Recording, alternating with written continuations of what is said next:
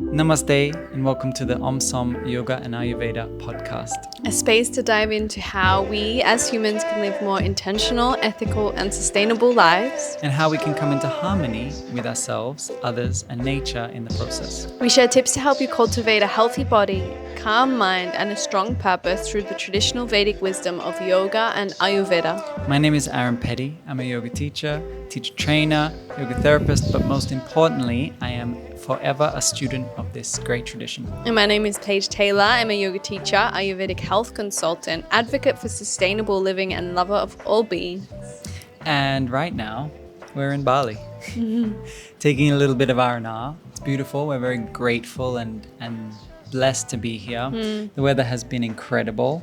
And we decided a few weeks ago, maybe a few months ago, we booked it, to come here and just take 2 weeks off. And I reckon this might be one of our first holidays that we've ever taken since we met.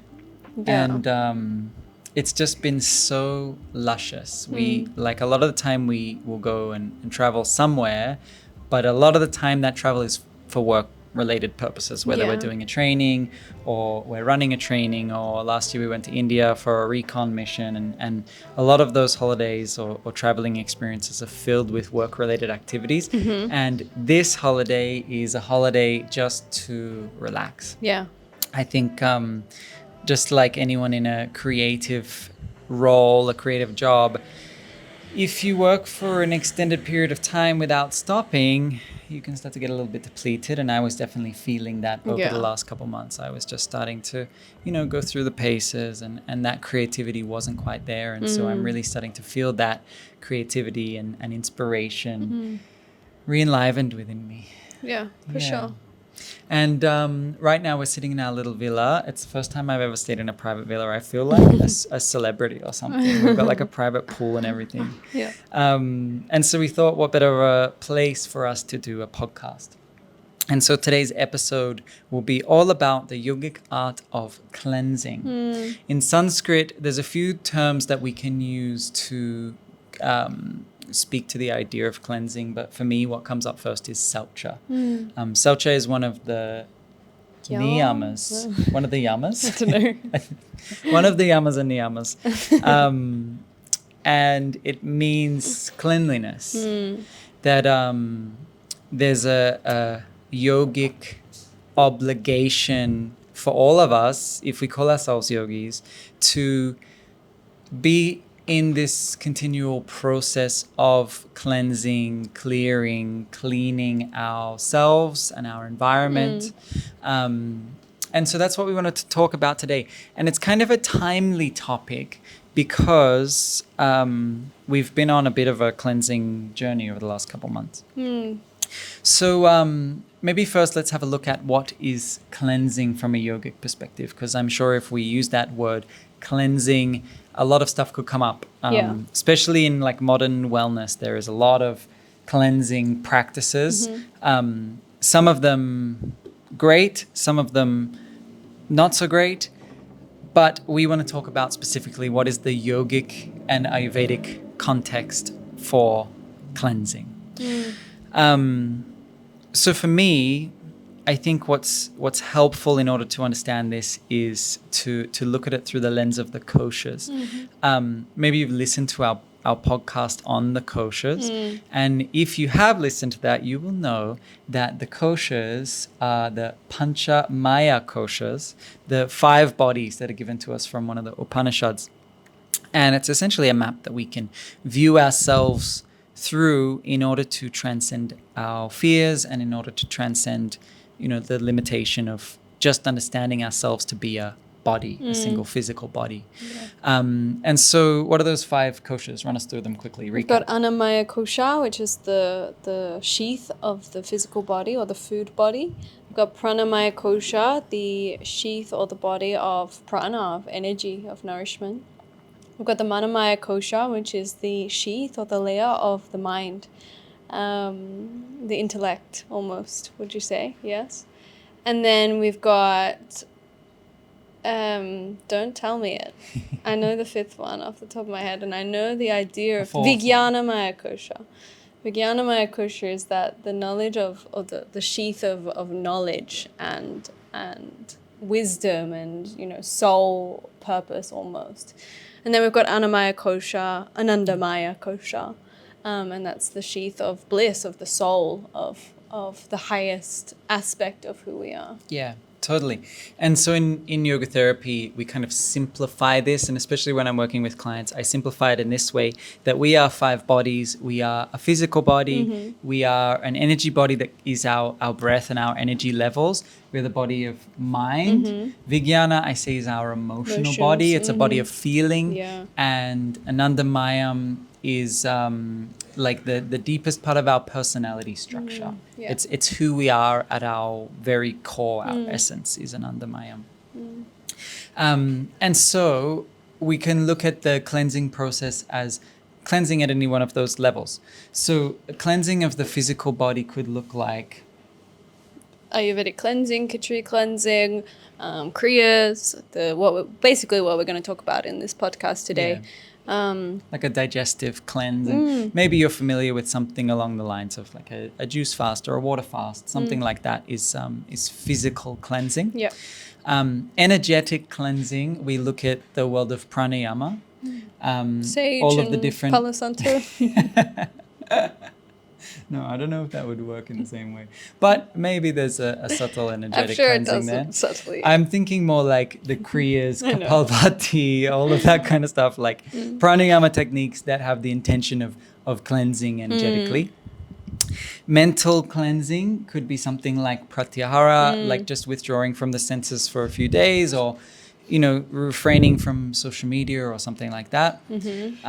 Emotional cleansing, for me, what comes up is like expressing our emotions, just having tough conversations with someone, or just like being able to express how we feel to someone else. I think journaling as well can come into that as a practice of sifting through all those emotions that we feel. And then spiritual cleansing could be connecting to some kind of higher power, that you are devoting yourself in some way to something higher, whatever that is for you. Yeah, and it's almost like the purification of your karma, that the more you choose actions that align with your highest purpose, your soul, whether that's, stepping onto your mat every day to practice your yoga asana, pranayama meditation, or whether it's, fulfilling dharmic duties, what you do for work, your relationships. I think it just comes down to, acting in a way that is truly supportive of you and your life purpose. And in doing that, you purify the karmas of your life, your past lives, and you continue on the path to moksha or liberation. And that purification of our actions is just one of the most foundational things in yogic lifestyle and yogic practice. That if we're not doing this cleansing and purging ourselves of what's not useful for us or what's toxic to us, then we get weighed down by it. Yeah. And so it really is that path of liberation that all of us are on as yogis. Cleansing is a really, really big part of that. You definitely hit record, right? Yeah. Okay, cool. You want me to double check? I just can't see any flashing lights. Normally I can go and double check. Normally I see a flashing light. Yeah, well, it's because we don't have the monitor here right now. No, it's recording. Okay, great. Big win. Okay. So recently, the last 3 months, really from the beginning of this year until maybe when we left for Bali, I went through a huge cleansing process. On the 1st of January, I made a decision to remove myself from social media. That was kind of the first stage of that cleanse for me. I really started to realize that I was spending a lot of time on social media. Not only was I spending a lot of time on social media, but I was noticing that my thoughts were being clouded by the ideas that I was picking up from social media, that a lot of my thoughts weren't mine anymore. I was finding that I would wake up in the morning and instead of having some, inspiration or some dream to ponder on that was my own, I had like some trending Instagram reel sound. Yeah. And they would just go on and on and on and on and on. And so I made the decision to just delete all of the apps off of my phone for a few months.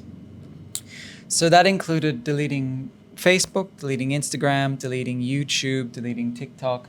All of those, what we would consider social media apps, I got rid of. And I replaced them with a writing app.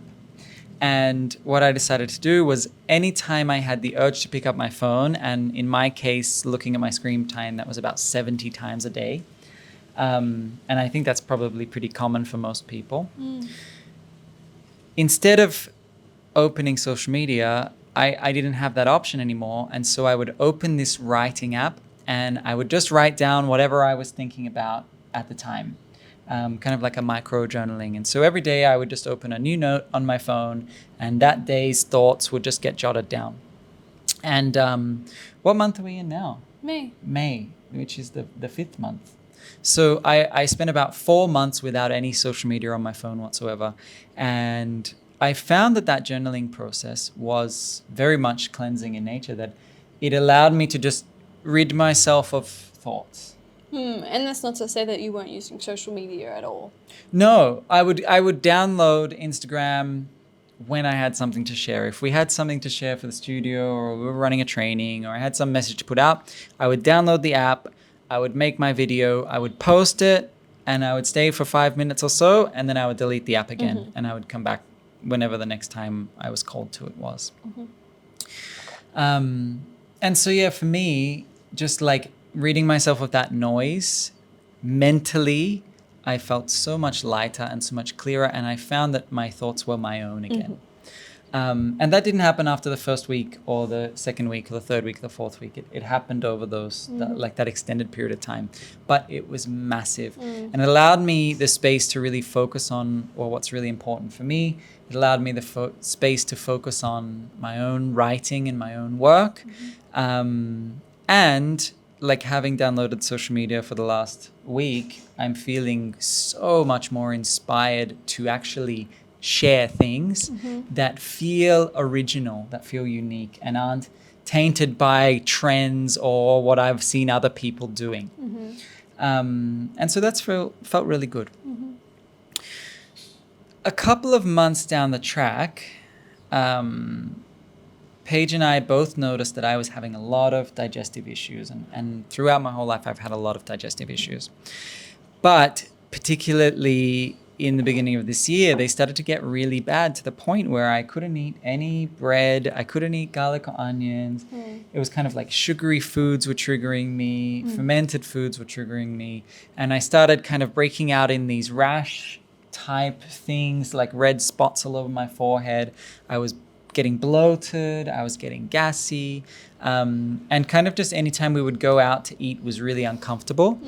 On top of that, I found that like my cravings were unbearable to the point where I would come home after teaching and eat like 8 dates out of the fridge, or I would eat a box of cookies or something like that. And so I was really kind of like in this sugary binge process and going out to eat a lot, and then it would make me sick.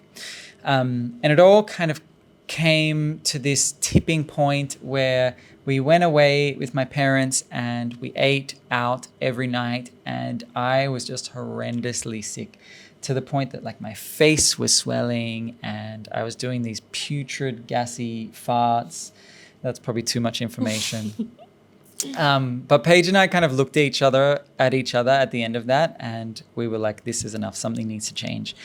And so I spent a month doing an Ayurvedic cleanse. I just cleaned my diet right up, and we stripped it back to just the most simple diet that I could ingest, which was basically just rice and vegetables And dal. and legumes and chai. I drank a lot of chai with rice milk. But not caffeine chai. No. So that went on for about a month. I just had the most simple diet possible. And after the initial discomfort of just like withdrawals from sugar, withdrawals from coffee, that kind of stuff, I started to notice that I was hungry all the time. And then I started to realize that the hunger actually, it wasn't a bad thing, that I didn't always need to feel full and satiated. And after a couple of weeks, I actually started to enjoy the feeling of hunger. It felt like a lightness, and I started to feel and notice my digestive process working the whole way through, that I would eat a meal, I would digest it, and then I would feel, okay, now I'm ready for the next meal. Yeah. On top of that, I started to feel really sharp mentally.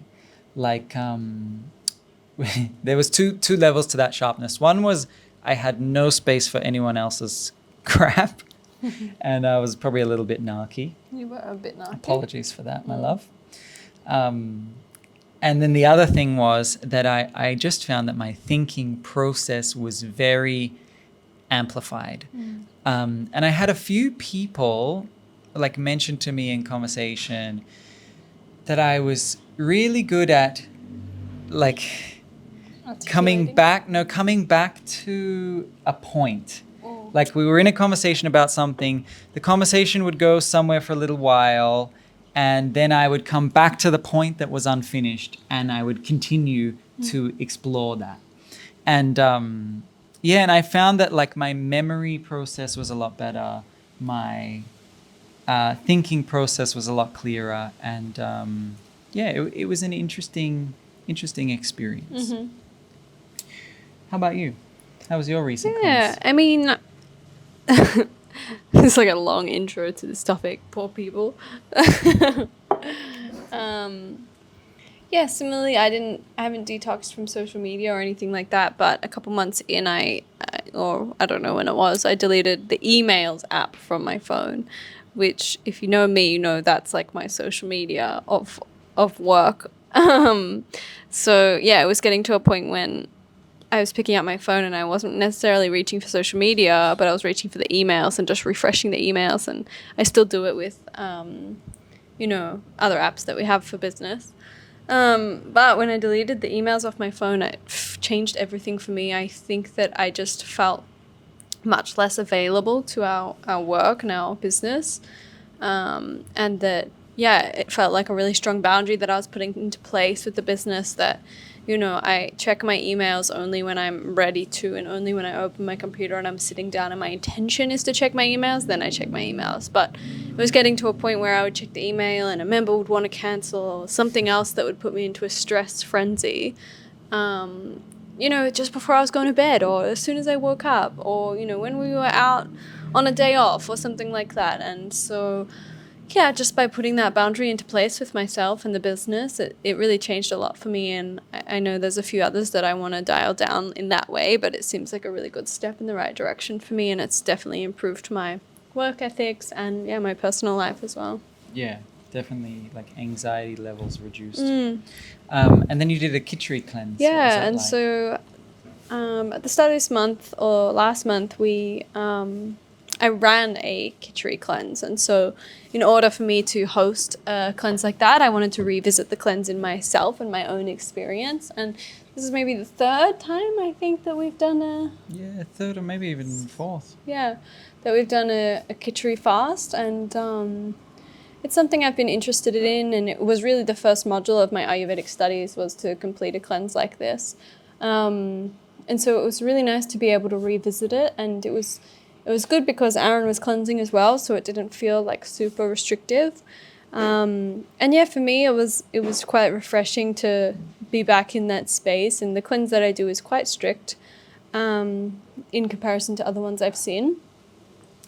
And it's basically, where you just eat rice and kitchari, which is just rice and mung beans, including some vegetables a little bit later down the track for period of 5-7 days. You can do longer. What did you do, 7 days? I ended up doing 7 days. Yeah, my intention was 5, I think, but I ended up doing 7. And I had the same experience of hunger, just like revisiting my hunger signals and understanding how they express themselves in my body. And knowing that, when you get hungry, it's not the end of the world. And when you're so strict in that way of a cleanse, you can't just reach for a snack whenever you see something or whenever you feel like something, and you have to just be ready for your next meal. And so you really get to experience that sensation of hunger. And as Aaron said, it's just the body communicating that, you know, you're ready for your next meal. And I just found it so empowering to regain my intuition and my touch with that kind of part of my experience. And I really, really enjoyed it. And then, yeah, a couple of weeks later, I led a few people through their own Kitchari cleanse, and it's something I've got up on the website that can be done self-paced now. So if you're interested in that, you know, feel free to get in contact or just check out the website. We'll maybe leave a link in the show notes. Sure. It just has all the information and the processes behind it. And yeah, I assume we're going to chat about it a bit now anyway. Yeah, for sure. I think just on that hunger piece, I feel like in my experience, when I've been restricting myself in certain ways, that feeling of hunger when it rises up, it's not only a physical hunger, but there's almost this hunger for life. That like, if I'm restricting myself from these things that I usually use to just satiate myself at a very superficial level, whether that's through media or through food, that hunger for just life experiences rises up, like hunger for connection, hunger for creation, hunger for exploration or adventure starts to rise up, where perhaps those hungers would be suppressed by the media or the foods that we consume on a daily basis. Yeah, there's such a direct link between our physical appetite for food and our hunger for life, as you said. It's something that I explore with my clients one-on-one all the time. And I pose it to them as a reflective question. And so often it's shocking to them that, you know, maybe their lack of appetite is, you know, reflected in their lack of lust or desire for life. And it's just very fascinating. For sure. Okay. And yeah, I think just the final personal experience that I wanted to share was just like my own kind of history with cleansing. That I came into cleansing with water fasting was kind of like my first, that was what I learned first, and that was what I explored first. And if you're not familiar with water fasting, it's basically just you stop eating for an extended period of time and you only drink water. And I've been doing that for years. I don't know, maybe 6-7 years. And then as I continued that process and continued my studies in yoga and Ayurveda, I found different ways to cleanse. And I think for a lot of people, definitely for me up until a couple of years ago, I thought that water fasting was kind of the only way. Or juice fasting is really popular. And I kind of thought that liquid only fasting was the only way. And then I came across this Ayurvedic cleansing and it changed the game for me completely. Yeah, totally. And so I guess that moves us into our next topic of conversation, which is really just around the cleansing process. What does cleansing look like in yoga and Ayurveda? And maybe we share some tips and tricks and everything that goes around that. Sounds good. Let's talk about the difference between modern cleansing, which we've just kind of spoken about, juice fasting, water fasting, Ayurvedic cleansing, and hatha yoga cleansing.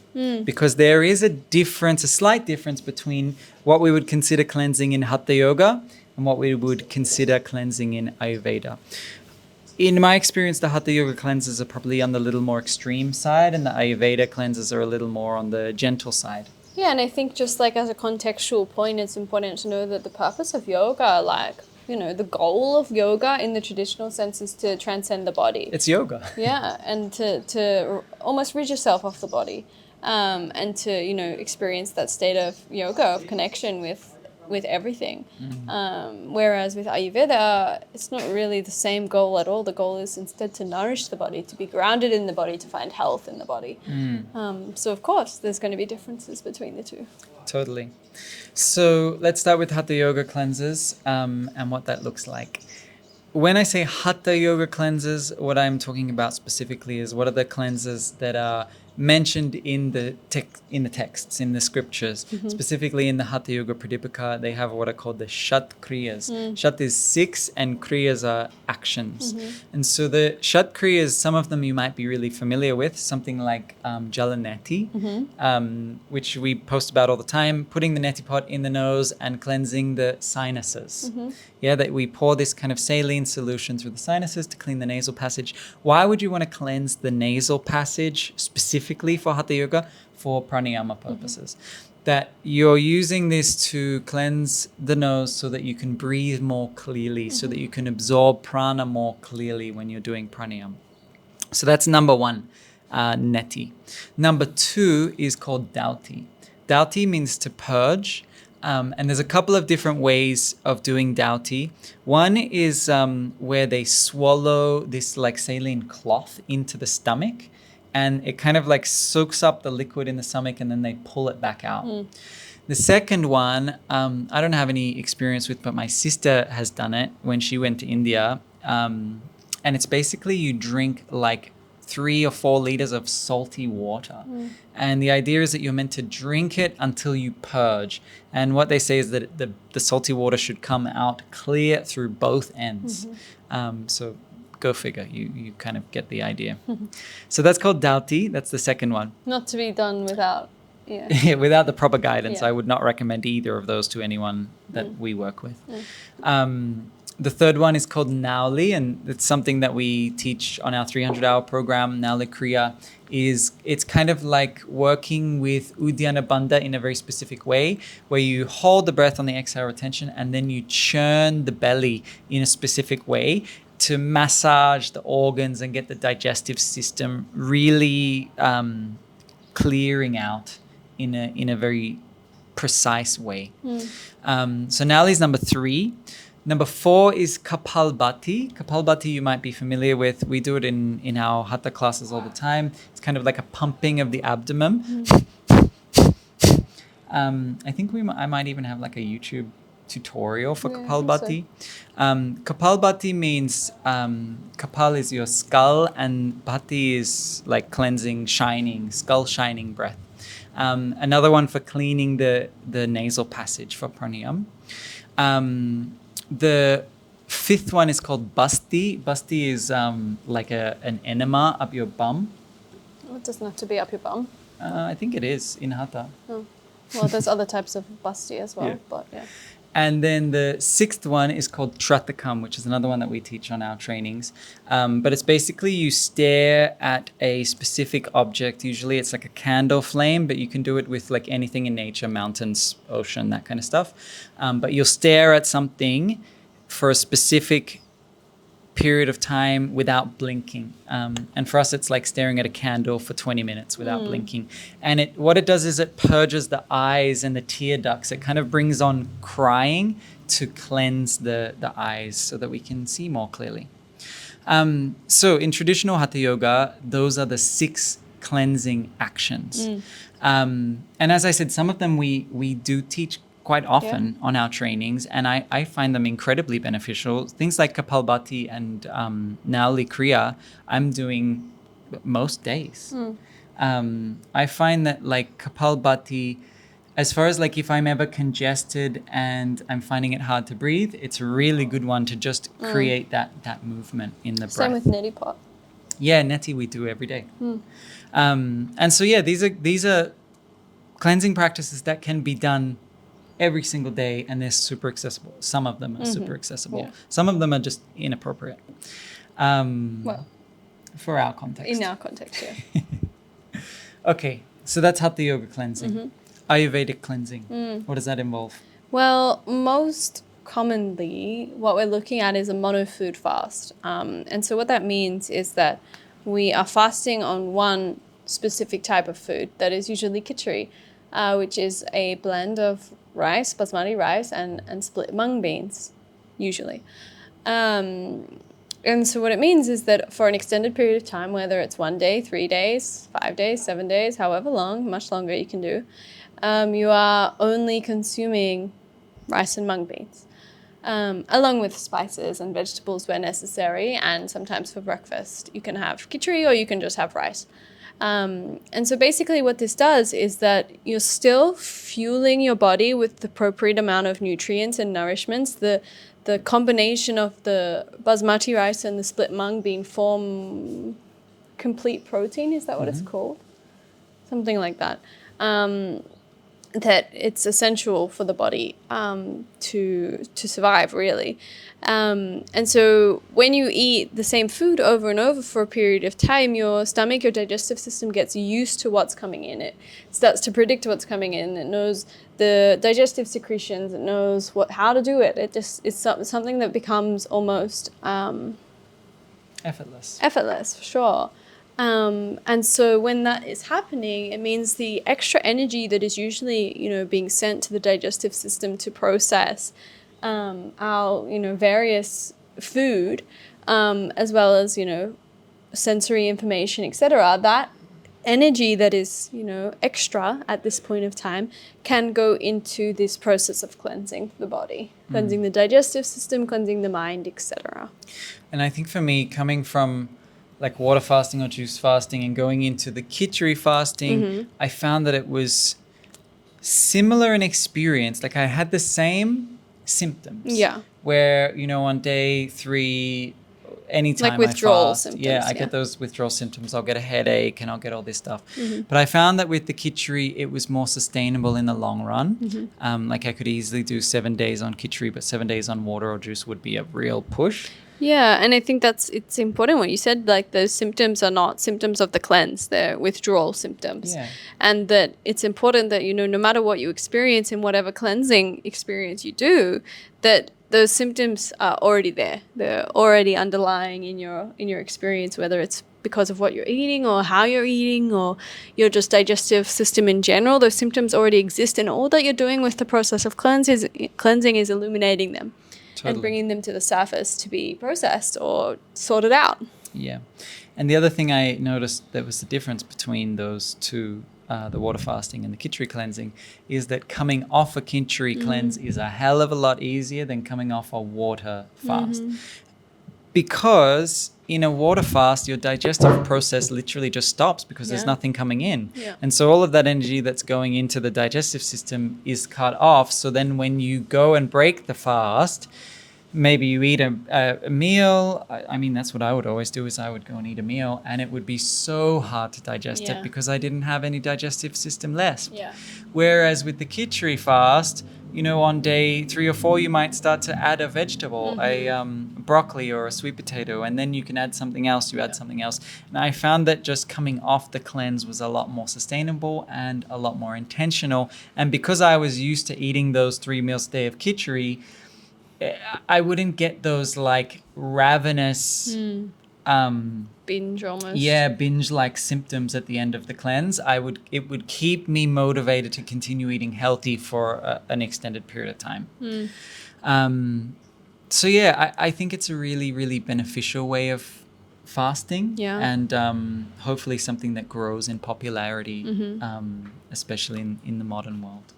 Yeah, for sure. And I think maybe just on that as well, like the one thing that we haven't really touched on is the idea of intermittent fasting, which is something that's really popular. And from what I understand, it's that you eat between an 8-hour window. It depends. Yeah. It depends on what window you want to select for yourself. Right. So yeah, usually I guess it depends that you eat in a specific window of time. For example, when I was doing my research into it years and years ago, I think it was an 8-hour for me, and then what does that leave? 16 hours? Yeah. Then a 16-hour window of not eating so that the body can, adequately digest.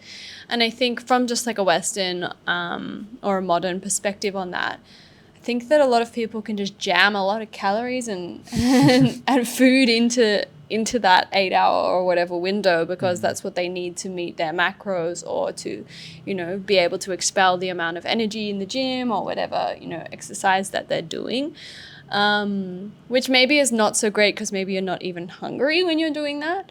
But like from an Ayurvedic perspective, like if we're looking at meal times, we're kind of looking at the same thing as intermittent fasting, where, you know, we want to make sure that there's definitely enough time between meals, ideally like 4 to 5 hours, so that the food of our previous meal can properly digest. And on top of that, that there's, you know, a long period of time where you don't eat overnight. That if we're eating breakfast around 7 or 8 a.m. in the morning, and then we're eating lunch around 12 to 1 p.m. in the afternoon, and then for dinner, you're eating dinner between like 5 and 6 p.m. You know, if you finish dinner by 6 p.m., you want at least 4 hours before bedtime so that the food can properly digest. But then on top of that, that's like, you know, 6 and then 7, 8 hours without eating. That's like 13, 14 hours without eating between your dinner and your breakfast. So it kind of almost incorporates that into it. So that's just some food for thought as well, that, you know, it doesn't have to be one or the other, and that, you know, the Ayurvedic principles can actually sometimes incorporate these modern day principles in.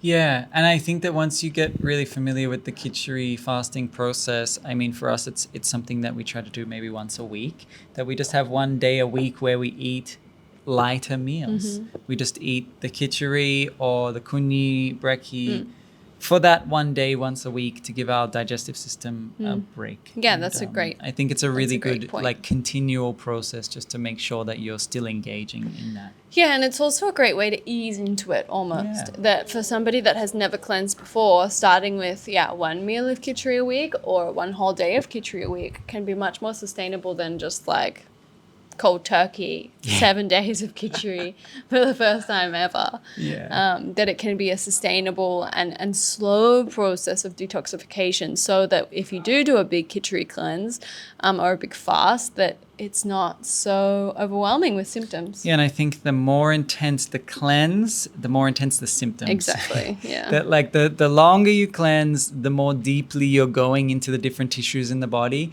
and therefore the more you're bringing to the surface. And I think for a lot of people, if you just dive into 7 days, you've never done any cleanse before, and then you get these just like intense withdrawals or intense symptoms, it can kind of put you off cleansing and be like, look, actually that's not for me. Yeah. And so, I think that can be really helpful, is just taking it slow, taking it nice and easy. Agreed. Cool. And so what about the other type of cleansing for Ayurveda? So on top of that, we have Panchakarma. Maybe you can understand the word from our previous introduction, but Pancha again means 5, and Karma also means actions. That sound is kind of it's the root syllable of action. So Panchakarma is, for the most part, a very traditional, intense cleansing I would say it's intense. process. That it's something that you can be referred onto to really go deep into some disease, whether it's a digestive issue, whether it's a muscle issue, bone issue, whatever kind of like disease or symptoms that you experience in your everyday life. If you have worked with Ayurvedic recommendations for a long period of time and still not much is shifting, it also depends on the stage of disease. So if it's something you've had for quite a while, then Panchakarma can definitely be considered. So it's basically, there's 5 actions or cleansing processes that make up the Panchakarma, but not all 5 are given to every person. It really depends on the constitution of the doshas. It depends on the imbalance, etc. And when you work with a skilled practitioner, they will create a Panchakarma protocol that's unique to you and your experience. And so what this often looks like is, Kitchari cleansing, definitely, that you go on a specific diet as per your Ayurvedic recommendations or consultant. And then on top of that, you go through specific treatments. This can look like Abhyanga, this can look like Basti, like we spoke about, the enema. It can look like, there's so many other ones, I probably won't go into them now, because it gets a bit complex. But it's something that you can do at home, actually. There's a lot of people, including my teacher, that offers Panchakarma at home protocol. Of course, it's not going to be quite the same as a traditional Panchakarma process, but usually they're a residential program. So that means that you go and you stay at a retreat center or you stay at a hospital, etc., where you will be treated and cared for and looked after for that period of time, meaning that you don't have to do the cooking, you don't have to do the cleaning, you don't have to do the relating with your family, you don't have to do the working, ideally, that you actually get time to completely strip away from life and focus on the healing process of your body. And so ideally panchakarmas are around 21 days, but of course modern day world you can do much less these days, 7 days, 11 days, 14 days, but you can also do much longer. You can do an extended period of time. And so you can do these at specific residential places for them, and the idea is that we're really deeply cleansing the body. And it's also recommended 6 months prior to conception. So like if you're planning on conceiving or planning on bringing new life into this world with a partner or without a partner, that it's ideal that all parties involved go through a panchakarma protocol 6 months before that conception, because what happens is, it gets a little complicated, but it takes around 40 days from what you're eating to be turned into our reproductive fluids or our essence of reproduction. And so, even if you just started eating healthily for, 40 days, it would take that long period of time between what you've actually eaten of health to be nourishing the reproductive fluids. And so that's to say that if you want a proper detoxification, a proper cleanse of those fluids, as well as the proper nourishment and adequate, optimal process of your reproductive tissues, you're going to want at least 6 months of proper diet and proper action in order to give your offspring the best chance of life without disease and without imbalance. Yeah, because any of that disease or imbalance will be carried through through that procreative process. Yeah. Cool. All right then. So that's a little bit of a cap on what is hatha yoga cleansing and what is ayurvedic cleansing. So maybe now let's give a couple of pieces of wisdom to anyone who is interested in some kind of cleansing process. How do you go about that? What's involved in that? And maybe some helpful tips just based on our own experience. Cool. I just want to tie in back to panchakarma, but it also ties in here, is that cleansing is not ideal if you've never done anything like this before. Like if you're just like coming off a binge of fast food, alcohol and drugs, and you want to change your life, it's not ideal to just go straight into an extreme. Not at all. Yeah, and I think that's why I wanted to give that context in the beginning of like, we've both been exploring this for many years now. And Paige and I don't by any means live conventional lives. Like we look at, like if you were to compare the way that we live to an average person living in Melbourne in Australia, like we don't drink alcohol, we don't eat meat. There are so many things that we don't take. And that allows us to spend a little more time cleansing because we don't have to detox from alcohol or drugs or smoking or whatever it is. And so I think that's a really good piece of advice, is that you could start by, like what I did 6-7 years ago, you could start by stopping drinking and smoking. You could start by just removing some of the toxic substances from your life. You could start by just cutting back on the processed sugar. Like cutting out alcohol, smoking, drugs, and sugar is enough of a cleanse. Yeah, I was going to say, you would see just some radical shifts and changes just from doing that. I think that we love to rush into the most extremist thing to see the most extreme results. But the truth of the matter is, even if you take the small steps, you'll see radical changes that will improve your health. And that's really the work of yoga teachers or yoga therapists more so, as well as Ayurvedic health consultants. That's what we do as a job, is we take the small and sustainable, bolded sustainable steps to help you and our students and our clients get their health back on track.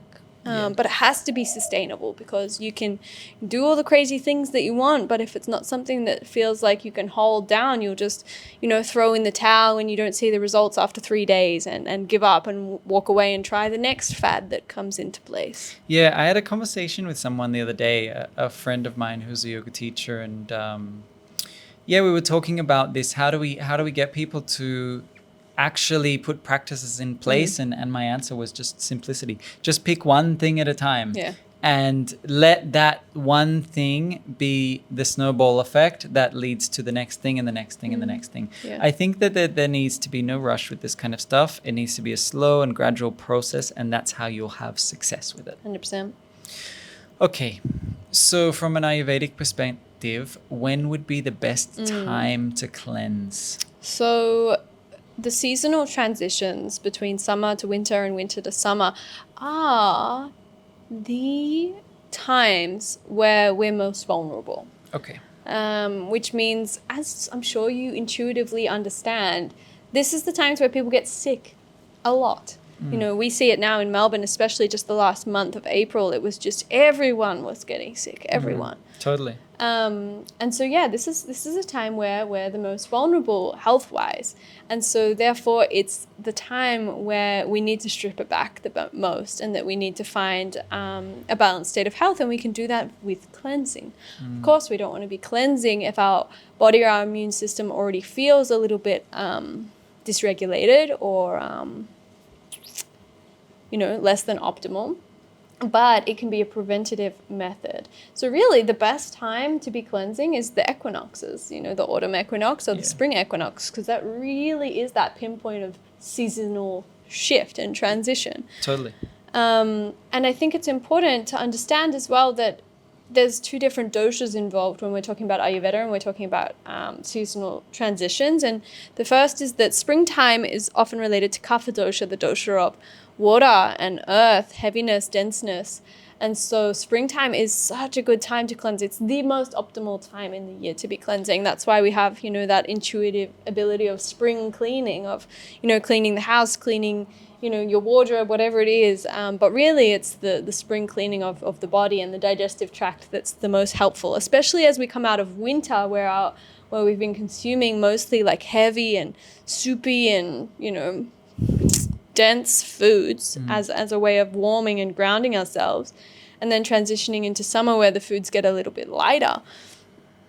This is the perfect time to be cleansing. And then on top of that, Vata dosha rules autumn or fall. And Vata by nature is actually quite clear and quite cleansing. So you have to be so careful when you cleanse during this period of time, because it can create excess Vata. When we cleanse too much or too vigorously, we can actually increase Vata, which is definitely not what we want. But it's still an appropriate time to cleanse, but maybe a less intense version, maybe a little more vegetables, a little more lenience with how you cleanse during this time. Cool. And as I said, ideally as well, 6 months prior to conception is another optimal time to be cleansing. Yeah, for sure. Okay, so next up, how do you know when you need to cleanse? I think for me, I would lean into feeling. And I would lean into personally feeling into the Pancha koshas. I would feel into, how do I feel physically? How do I feel energetically? How do I feel mentally? How do I feel emotionally? How do I feel spiritually? And if there is any fullness or stagnation or heaviness at any of those 5 levels, then I would consider some kind of cleansing action, whether that's something simple or whether that's something more intense. And I think from an Ayurvedic perspective, you look at the indications of or metabolic toxins in the body, that we'd look at the coating of the tongue. If there is a thick kind of toxic coating on the tongue when you scrape your tongue every morning, that's a good indication that you could probably do with some cleansing. The other indications of are like smelly, sticky feces, like where they stick to the bowl, you know, that kind of poop, or that there's a lot of wiping involved. That is generally an indication of toxins within the digestive tract. How many wipes? You just know. You know when it's too sticky. I think most people know Yeah. when they need to cleanse in general. Like, Yeah. sometimes we'll see clients, we'll say, okay, well, how's your diet? And they're like, oh, you know, Yeah, could be better. I could definitely be eating better. Like, that's probably a sign that Yeah. you should start to partake in some kind of cleansing Yeah. actions. And that's the thing is that, yeah, I just don't know if I want to go down that rabbit hole, but that when we are cleansing, we don't want it to be just like a quick and dirty. It's not a quick fix. No, but it, like for some people, what they think is I'll just do this 3 or 5 day Kitchari cleanse and then I'll go back to eating what I usually eat. And that's not it. Let me tell you that. That's not going to do any good. I mean, probably a little bit, but not really. Well, and that's the thing is like Yoga Ayurveda is not quick fix. Not like it's never ever been about quick fixes. It's always been about slow and gradual lifestyle change. Yeah. That it's about adopting a yogic or an Ayurvedic lifestyle. Yeah. And cleansing is a part of that, but cleansing in that context is something that is continual. Yeah, totally. And I think, just continuing on, the other signs of that we look at, cardinal signs of is bad breath, which I think is ridiculously common. Because, you know, there's the craze of like chewing gum and mints. Yeah.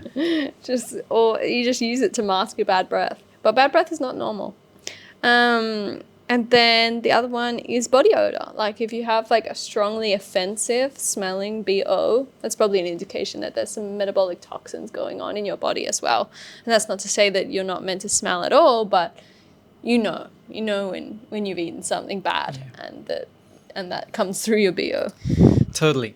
And so I think just to start moving us on, another piece of advice would be if you're new to cleansing, if it's something that you haven't done before, consider a guided cleanse. Oh, yeah. Consider going to see someone like Paige, an Ayurvedic practitioner, or like me, a yoga therapist, to guide you through a cleanse and to have a little bit of an assessment as to where are you at, what is contributing to your state of imbalance, and what cleansing actions would be the most appropriate for you in your current context and situation. Yeah.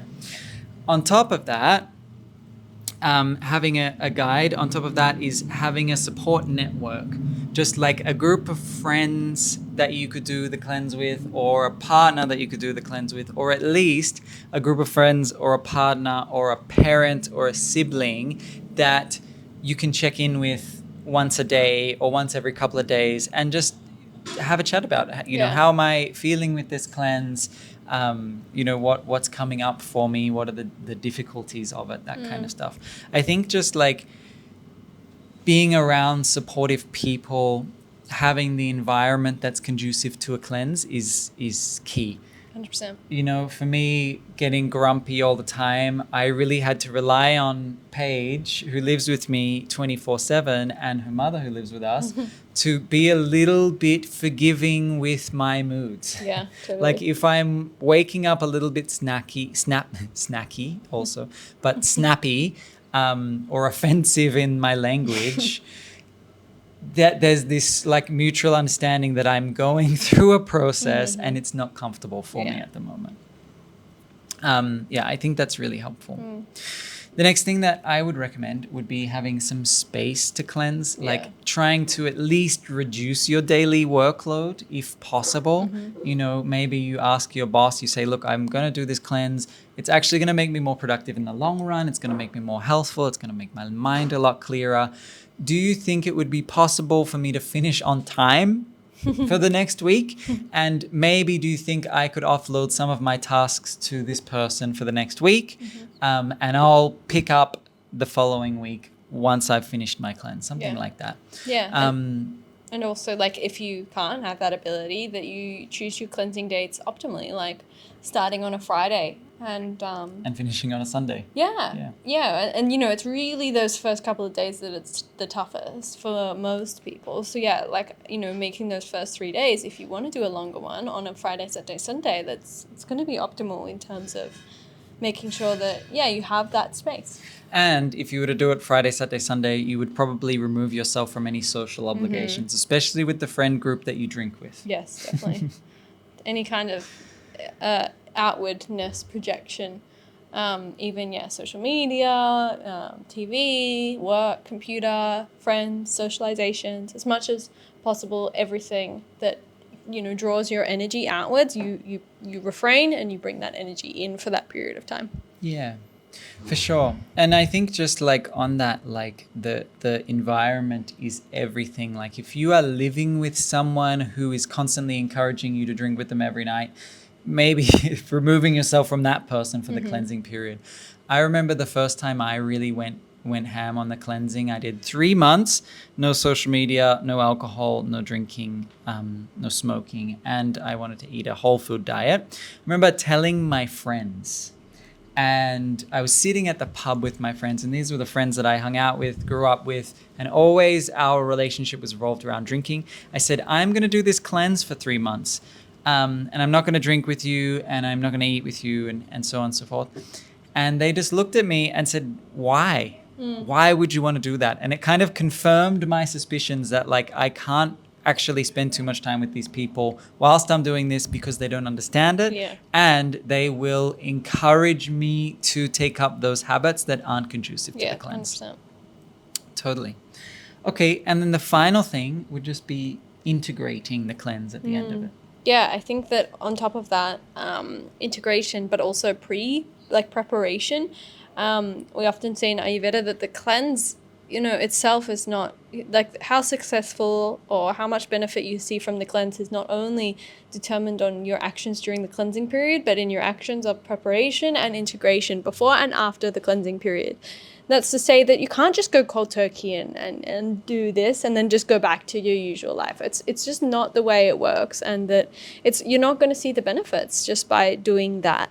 So it's important that, in the preparation, you're starting to reduce the things that we spoke about at the start. You're starting to reduce the things that you're going to be giving up or refraining from during that period of time.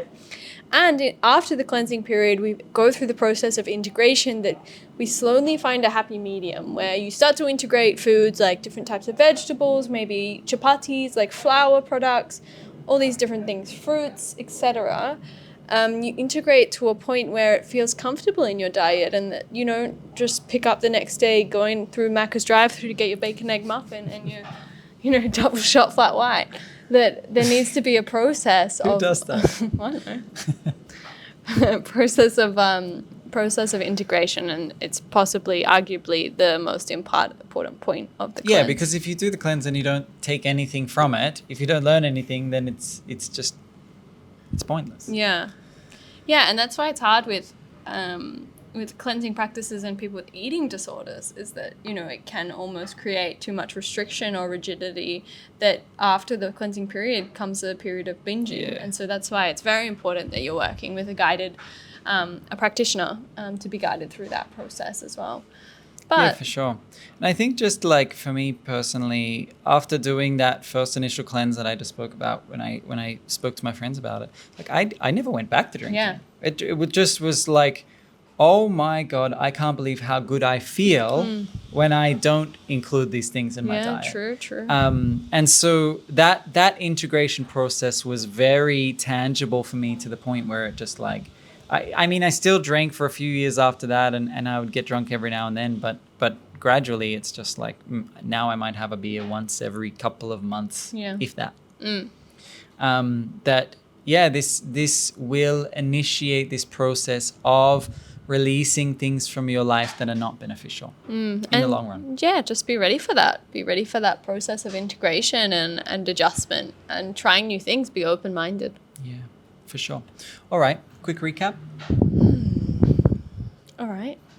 What have we spoken about today? We spoke about the difference between cleansing from a modern perspective, water fast, juice fast, intermittent fasting, with not much context for them because we're not really well versed in them. Not at all. But we compared them with the Ayurvedic principle of cleansing, like a mono-food fast of Kitchari.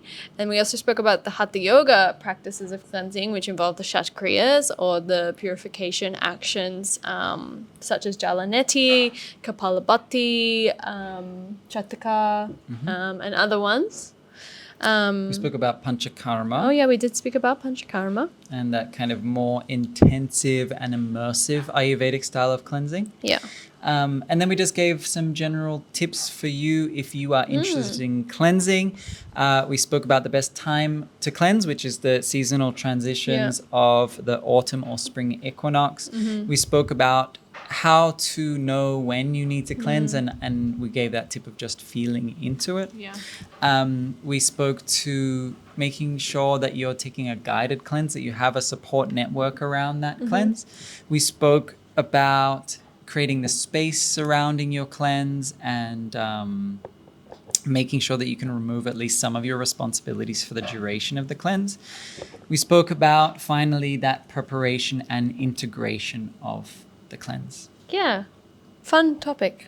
Yeah. And I think on that, that I briefly mentioned, but I have that fully guided cleanse available on the website. And that I'm happy to take consultations. Like that's a self-paced kind of, very general approach to cleansing. But if you actually want to work deeply, to look into consultations and one-on-ones with both of us, but, that's something that I specifically am working with, to go through that period, I'm more than happy to support you in that. And I've done it so many times now that, I see the benefits, I understand the benefits, and I also understand how you need to be supported in that process. Yeah, totally. And if you're looking more into the Hatha Yoga side, you could consider taking my Asana Sadhana Dharma online training. We do many of the Hatha Yoga cleansing practices on that training. There's quite an extended Tratakam practice as well on there. And we really, really like, if you are interested in stuff, please reach out to us. We'd love to support you through it. It's really something that we both feel very passionately about, and something that we're actively engaged in. So we would love to support you. Final announcements. We are going to India in September, October. You can join us for a 200-hour training. It's 3 weeks long, or a 1 week long retreat. And we'll be running an information night for that. Both of those experiences. When? Next Sunday, the 21st of May. In Berwick. We could probably stream online though. So if you want to join online, just get in touch with us. Yeah. And the regular stuff. You can practice with us online on the online studio. You have a new training coming up. Oh, I do have a new training coming up. It is called Dharma and Sankalpa Shakti, and it is designed to move you toward your life purpose. It's a training focused on pratyahara, inwardness, and svadhyaya, self-study. It's a lot of journaling practices, creative writing, in order to help you to uncover what is most meaningful to you in your life. It's 20 hours. It just goes for one weekend. It is happening on the 16th of June, 16th, 17th, and 18th of June. Yeah. So if you're interested in that, it's on the website. Links for all this stuff will be in the show notes. So please scroll on down if you want to have a look at that. Apart from that, come and join us in the studio, practice with us online. We would love to hear from you. And the very last thing, if you enjoyed this episode, please consider sharing it with someone that you love, anyone that you think could benefit from it. Share it on Instagram, share it with your mom, share it with your best friend. Anyone is good. We really appreciate the support. We don't get paid in any way for doing this. So if you love the content, please, please, please share it. Hari Om. Hari Om.